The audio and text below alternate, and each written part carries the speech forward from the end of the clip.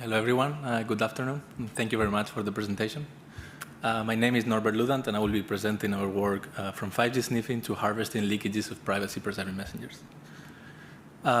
Previous generations of cellular networks, such as 3G or 4G, have a history of security and privacy issues. For instance, it's possible to track users due to the leakages of permanent identifiers or downgrade to insecure 2G networks. 5G is envisioned to support critical applications and promises to improve security, privacy, and robustness. For instance, the standard now includes support for false-based station detection and full-rate user plane integrity protection. In the user privacy domain, now instead of transmitting the permanent identifiers unprotected, now they are being sent encrypted in something termed as sushi. There has been also improvements in paging procedures to make them better protected against user privacy attacks. And in terms of robustness, now they are using very low-rate polar coding. However, despite all efforts, low-layer control channels still are unprotected, which has deep implications for security and particularly, as we'll see in this work, user privacy. So I will first give a brief information background on how cellular networks work. So basically, in cellular networks, as the spectrum is shared across all the users, it is the task of the base station to coordinate the resource scheduling for all users, for both the downlink and uplink transmissions. The resource scheduling information is carried in something called downlink control information, which informs the user where to find the resources, how much data they have, and so on. The UEs are addressed in this radio in the radio interface by something called radio network temporary identifier, which generally cannot be resolved to a user.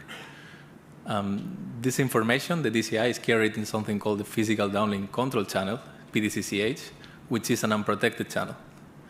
So in this work, we analyze the 5G PDCCH towards the goal of developing an open-source, reliable, real-time 5G sniffer. Although 4G LTE sniffers were developed in the past, our analysis reveals that decoding the PDCCH in 5G is significantly more challenging than in LTE, either intentionally or unintentionally. So implementing an efficient sniffer has a set of challenges. The main challenge is how to actually decode the PDCCH symbols and obtain the DCI bits in an efficient way. The DCI configuration can be conveyed encrypted, which makes it hard to decode. For instance, the attacker has to blindly decode 44 bits of information, although we find that some of these bits can be obtained through pre-processing. And I will focus just on a subset of the challenges that need to be overcome to realize a real-time sniffer.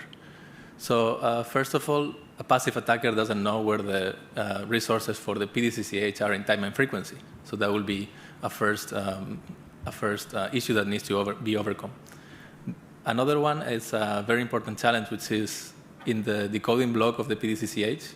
After QPSK demodulation, we have a descrambling block, which basically, in previous generations, used a known scrambling sequence.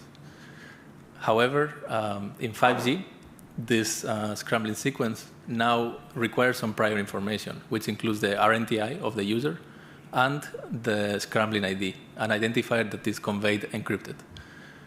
As you can imagine, a passive attacker does not have this information, so it needs to blindly decode these values. And this is a very important bottleneck, because each of these identifiers is 16 bits. So this leads to a very high computational cost, but also it will lead to a high number of invalid messages that have a correct CRC, which will be a false positive, because the only way of verifying that DCI is valid is through the CRC. Lastly, also another challenge is that channel estimation used to be performed in 4G with the cell-wide reference signal, which is transmitted all the time in the spectrum. However, 5G limits the always-on signals, and basically the PDCCH now is interleaved with pilots which are created with a specific seed, which in this case is the scrambling ID. This is the demodulation reference signal, the DMRS. Those are the pilots to estimate the channel to decode PDCCH. As we'll see, this channel estimation part turns out to be a challenge, but also an opportunity for efficiency, as we'll see next. So we systematically analyze the design of the PDCCH computation to find vulnerabilities that will enable an efficient sniffer. So we'll focus on a subset of these optimizations, basically focus on how to obtain the scrambling ID and the RNTI without performing the whole decoding chain. So first, by looking at the standard, as we mentioned, we find that the scrambling ID that is used in the descrambling block is also used as the seed to generate the demodulation reference signal. This is one of the optimizations that we use, because now instead of performing blind decoding that will require to compute the whole decoding chain, what we do is pre-compute the DMRS reference signals and compute a correlation in parallel, which is way faster. Once we obtain the scrambling ID, the other value that we need to obtain for the RNTI, is the RNTI for the scrambling sequence. And we look at the next block after descrambling, which is the rate dematching. Here we find that one of the schemes used for rate dematching is repetition. Basically, a set of bits are repeated as they are. So we are able to bypass the whole decoding chain to obtain the RNTI by looking at how similar are the repeated bits for the different descrambling sequences that we use. This way, we can obtain the RNTI also in an efficient way. And other optimizations that we did is, for instance, prioritizing which RNTIs to process. Generally, when you get resources allocated, you will get multiple DCIs. So normally, you will be prioritizing the ones that have high occurrence. And we compare our implementation with a naive approach, and we find that we are able to reduce the false positives from around 256 on average per PDCCH to no false positives, and boost the speed up by 5 orders of magnitude. So our tool, 5G Sniffer, decodes the PDCCH and obtains the schedule information directed to all users in a given cell. It provides us with the radio network temporal identifier and what resources are allocated to that given network, radio network temporal identifier. This enables traffic analysis, and for instance, we just connected our own phone to a real operator and performed different types of traffic, and then we used our tool to obtain the resource scheduling for our specific user traffic, and we can see those values on the bottom figure. But apart from traffic analysis, we also explore use cases of our sniffer concerning user privacy. So as we mentioned, 5G increases user privacy substantially, but we explore how our 5G sniffer capabilities can be used specifically to determine the presence of a given user in a cell. So this is the attack overview. We assume that an attacker, which is equipped with our 5G sniffer, wants to determine the presence of a user within the coverage of a base station. So to do so, an attacker transmits data to a victim identifier, for instance, its phone number, through apps such as WhatsApp or Signal. And the attacker will send a specific pattern. So in this case, it could be a pattern like the one showcased in the top right in the slide, where we transmit a burst of data every around 2.5 seconds. The choice of pattern also is quite important because it needs to be robust against scheduling effect, as the base station can be scheduling data to different users at the same time, and that will have an impact on the pattern that we receive at the other end. And then it also needs to be resilient or robust against noise coming from other apps that the victim user might be running on their phone. So an attacker will basically transmit this pattern, listen to the resource allocation of a base station, and try to correlate with the expected pattern. But this will be transmitting data to a user is going to alert the victim, as it will be notified. As such, we devise a mechanism to transmit stealthy data to users, which will be unaware of the attack. So in order to do that, we analyzed Telegram and Signal end-to-end encryption implementation, because we had an intuition that this could be exploited to generate data to a specific user that will not raise notifications. So to confirm so, we created a modified Signal client, and we find that by corrupting the message authentication code, the MAC, or by manipulating the padding of messages, our Signal client can send messages of variable size to users without notifications. This is because the message, when it arrives, will be dropped by the user as the MAC is incorrect. And the server is unable to determine that this will happen before sending the message because it's end-to-end encrypted.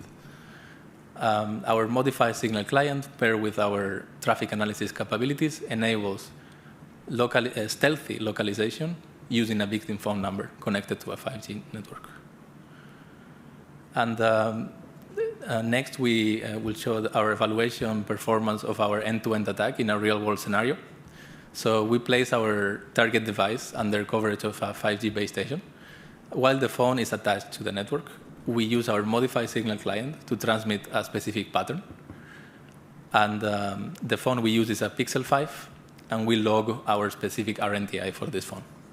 So using our tool, we infer the resource scheduling for all RNTIs in the cell and evaluate the detection probability as the number of times we succeed in identifying correctly our test RNTI. We perform our evaluation in different scenarios to understand the reach of the attack, such as low and high load network, etc. From our results, we find that the detection probability is above 90% for 30-second exposure times in both high and low load scenarios. We do find that high load scenarios have an impact in the performance because the base station is busy scheduling other users, so it's harder to identify the pattern. As for the false positive rate, it is reduced as exposure time increases as well, and it drops to 2% for 30-second exposure time. And we also analyze the impact of having background traffic by performing voice or video calls on our test device while we perform our attack. And in this scenario, we find that voice calls have a low impact because the data that is being generated is quite low. However, video calls do have an impact on the detection probability because basically our pattern is being overshadowed by the data that is being generated through the video call. So in order to overcome this, we transmit basically higher amounts of data in the pattern. And we find that with 1 megabyte file, we're able to detect the presence of a user with a precision around 95% for 30-second recordings, which proves our attack quite effective. That's it. Thank you very much. Thank you. And I will be happy to take any questions. Thank you. Time for question.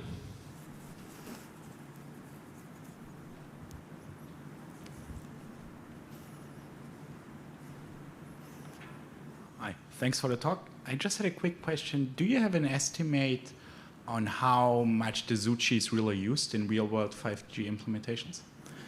I know that there's some papers that explore this in different countries. I believe there was a paper 1 or 2 years ago in WISEC that maybe could be helpful for you to understand.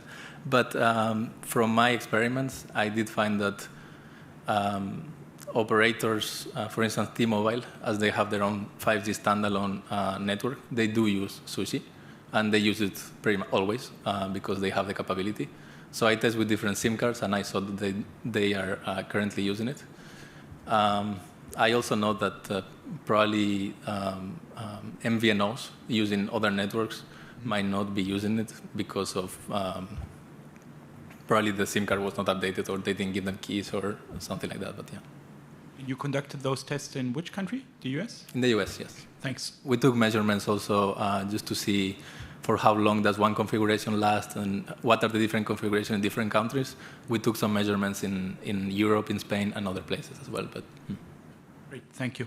Thank you for your question. Thank you. I do have one question. So what are the limitations of your sniffers that one can improve? I think so it's going to be an open source tool, and one of the limitations is that people, whenever they want to use it, they will need to find some of these parameters beforehand. So for instance, if you want to use the sniffer, some of the parameters, in order to make the code more efficient, you might want to use other applications like Network Signal Guru to see how is the current configuration in a specific cell. Apart from that, real limitations in the hardware, or sorry, in the implementation. Currently, we tested with FDD rather than TDD, so that will be one. We haven't tested with TDD actually, but it may work or just need some adjustments. But yeah, that's one of them. Thank you. Thanks so much. Thank you. Thanks again.